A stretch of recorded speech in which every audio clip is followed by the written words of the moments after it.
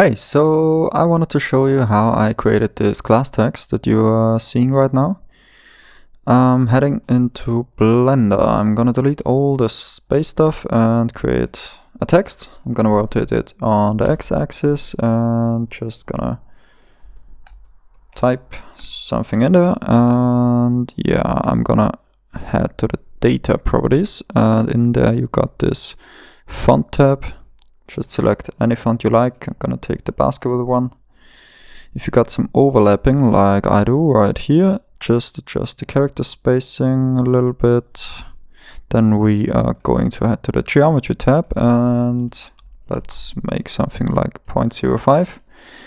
The fill mode I'll set to none, and since we do not have any thickness left, we are going to use the solidify modifier, like so. Nice. The last thing we are going to do is to take a path, and we're gonna delete all the unnecessary vertices. And just like, I don't know, place it like this, something like this. And now just take the curve modifier, and easy as that, we got the text aligned perfectly on top of this curve, which is sometimes pretty handy. Okay, heading to the shading part of the video. We're gonna create a plane. We're gonna split the screen by dragging this over and change it to the shader editor. If you don't like this tab, just press N. The render engine we should set to cycles and GPU compute. We're gonna select the plane, change the viewport to rendered mode, and create a new material. We're gonna delete the principled one, and we are going to create an emission shader set to 2, which we are going to connect to the surface. Nice. We're gonna work with Voronoi textures, so let's create one Voronoi texture. Set it to 4D, smooth F1, and the randomness to 0.7, just like that. We're gonna copy it and create a mix color node. And we're gonna take the distance of the first one and the distance of the second one, mix them together with the difference blending mode, and plug this into the color, like so. And then we're gonna take the vector and pull it all the way up, so we have this black plane. This is black because these both are identical, so we're gonna change one of the values. We're gonna actually create 3 values.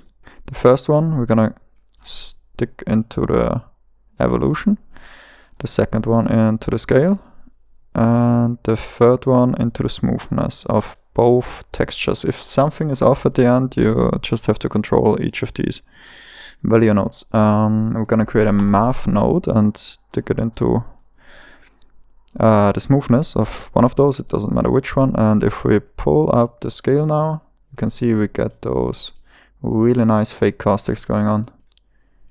The last thing we can do is create a color ramp and plug it in between here. We're gonna set it to B-spline, create a third color picker, set it to all black, so we have 1, 2, 3 color pickers, and this makes it really nice in contrast. And here we go. This is all we need. We're gonna select all the nodes. We're gonna press Command C to copy those and create a point light. We're gonna place it somewhere so we can see the reflections like this, and we're gonna enable the use nodes. If you don't have to use nodes, you're gonna have to enable the cycles render engine. Then this one will appear and you can check it. Nice. The emission one we're gonna delete, and we're gonna paste all those nodes in here. We're gonna plug the emission one into the light output.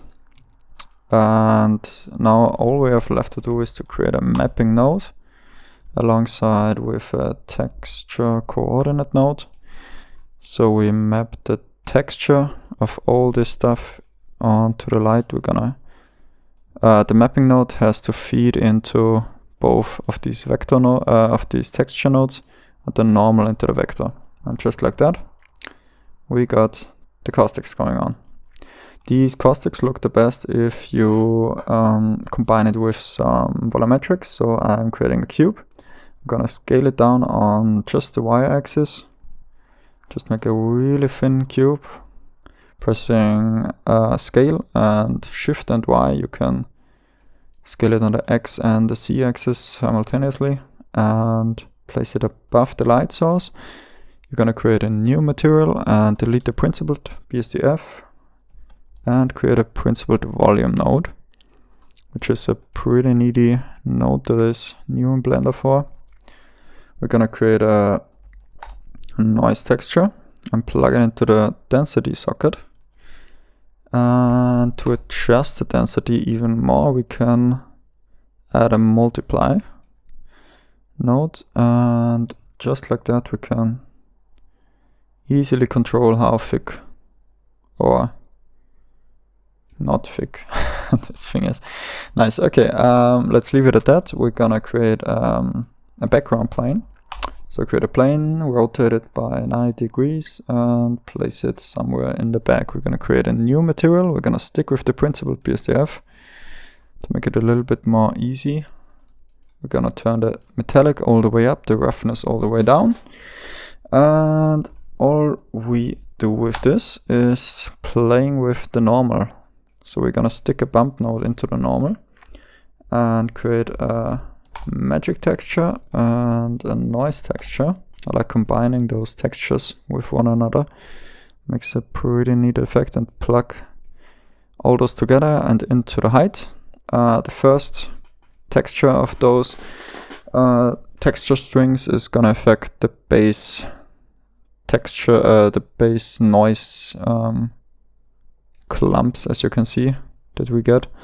The second one is doing like the minor adjustments.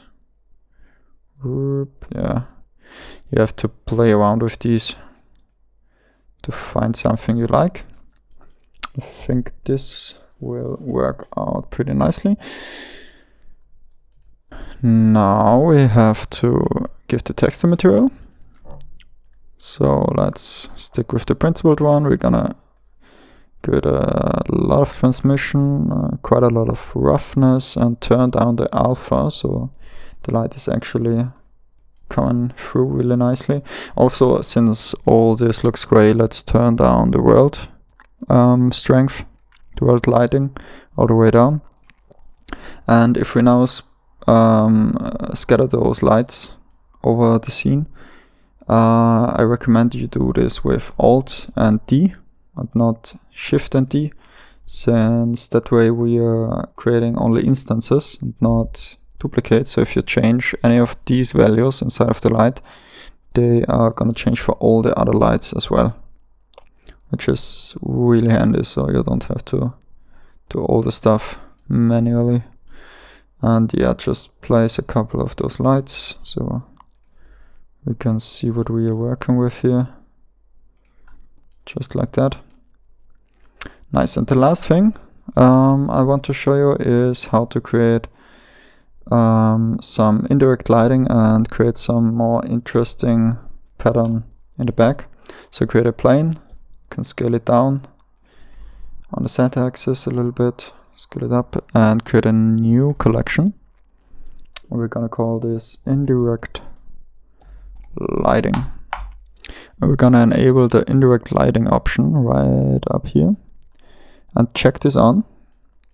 And now, as you can see, you can't see anything since we haven't created a material yet. So the trick I'm using for this is I'm gonna take any picture that you have on your PC. It really does not matter which one you take. I'm just gonna pick some random image, plug the color of the image into the color of the emission, set it to 2, and just like that you get some really interesting patterns. You can use those if you don't like the color but you want the pattern. Just take the color out of it with the color ramp, and also what you can do is set it to constant and just control it like this. You can shift it in, blend it in slowly, and yeah, mostly what's following now is just playing around with the values. The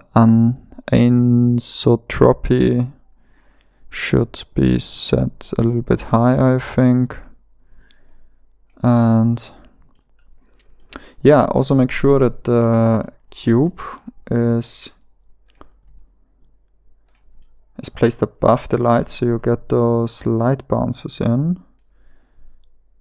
And if you still can't really see a lot of light bouncing going on, it's probably because we haven't set up the render settings. So go up to the render settings. On the light paths you can set the light bounces. Let's set them to 6. And on the volumes right here, you can set them to 0.01 and max steps 12. This is what I used for my rendering. And yeah, this is basically it. Hope you found something new, and just play around with those settings, play around with the density and with the lights especially. And yeah, see you soon.